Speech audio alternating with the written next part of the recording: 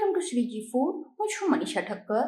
આજે આપણે એકદમ સરસ ક્રિસ્પી અને ખાવામાં પોચી સાબુદાણા બટાકા ટામેટાની ચકરી કેવી રીતે બનાવવી એ જોઈશું.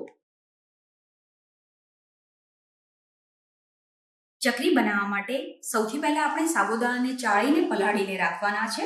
તો મેં 500 ગ્રામ સાબુદાણા લીધા છે, જેને ચાળીને એક વાસણમાં લઈ લેવાના અને પછી એને પાણીથી 2 વાર ધોઈ લેવાના છે.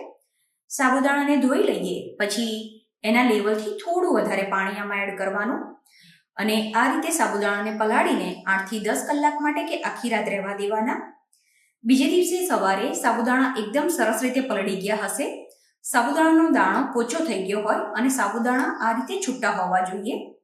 તો હવે એની આગળની પ્રોસેસ માટે એક મોટા વાસણમાં 1 લીટર પાણી ગરમ થવા માટે મૂકવાનું. પાણી ગરમ થાય એટલે આમાં 1 ચમચી મીઠું ઉમેરવાનું. આની સાથે જ 500 ગ્રામ કાચા ટામેટાની પ્યુરી ઉમેરવાની છે અને પ્યુરીને બનાવીને ગાળીને પછી ઉપયોગમાં લેવાની.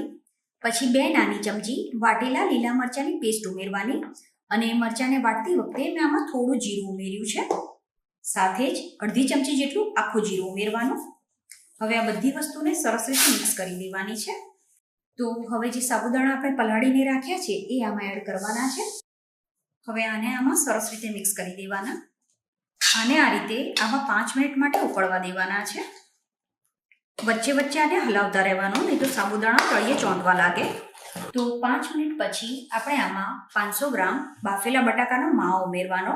બટાકાને બાફીને પછી એને છીણીને ઉપયોગમાં લેવાના છે, જેથી કોઈ બટાકાની કણી ના રહે. હવે તમને જો ચકરી ખાવામાં થોડી કડક પસંદ હોય તો તમે આમાં બટાકા વધારે પણ એડ કરી શકો છો. અને તમને જો પોચી ચકરી જોઈતી હોય તો જેટલા સાબુદાણા લીધા હોય એટલા જ બટાકા ઉમેરવાના. આ જ સમયે આપણે આમાં 2 ચમચી જેટલી ખાંડ ઉમેરી દઈશું. ટામેટાવાળી ચકરીમાં જો તમે થોડી ખાંડ ઉમેરશો તો એનો ટેસ્ટ ખૂબ જ સરસ લાગે છે. ખાંડ ઉમેરવી કમ્પ્લીટલી ઓપ્શનલ છે. તમારે ખાંડ ના ઉમેરવી હોય તો સ્કીપ કરી શકો છો. ફ્રેન્ડ્સ, તમને મારી આજની ચકરીની રેસીપી પસંદ આવે તો રેસીપીને એક લાઇક જરૂરથી કરજો. હવે આ ચકરીનું મિશ્રણ કૂક થયું છે કે નહીં એ કેવી રીતે ચેક કરવાનું? તો એક ચમચી લેવાની અને એને આ રીતે રાખવાની. જો કોઈ પણ સપોર્ટ વગર એકદમ સીધી રહે, મતલબ કે ચકરીનું મિશ્રણ સરસ રીતે કૂક થઈ ગયું છે.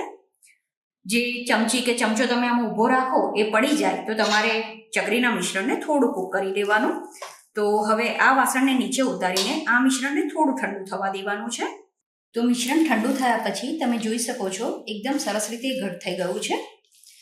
તો હવે આને સેવના સંચામાં કે પછી પ્લાસ્ટિકની થેલીમાં ભરી દેવાનું.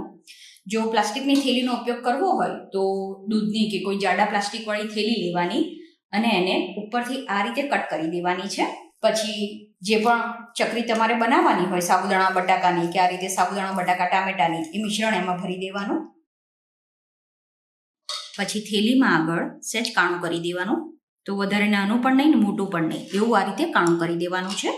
તો હવે આમાંથી તમારે ચકરી બનાવવી હોય તો પણ બનાવી શકાય, પણ હું અત્યારે સળી બનાવીને તૈયાર કરું છું, કેમ કે એને સુકાતા પણ ઓછો ટાઈમ લાગે છે અને એને તળવામાં પણ સરળતા રહે છે. 3 દિવસ પછી હવે આ ચકરી સરસ રીતે સુકાઈ ગઈ છે. ટામેટાવાળી ચકરીને સુકાતા થોડો વધારે સમય લાગે છે, કેમ કે આમાં મોઇશ્ચરનું પ્રમાણ વધારે હોય. પણ ચકરીને આ રીતે એકદમ સરસ સૂકવી લેવાની છે, જેથી તમે આને 2 થી 3 વર્ષ સુધી પણ સ્ટોર કરી શકો. હવે ચકરીને લાંબો ટાઈમ સ્ટોર કરવા માટે હંમેશા એને એરટાઇટ ડબ્બામાં સ્ટોર કરવાની. હવે આ ચકરી કેવી બની છે એ પણ તમને બતાવી દઉં. તો તે એકદમ સરસ રીતે ગરમ થઈ જાય એ પછી ચકરીને ફ્રાય કરવાની.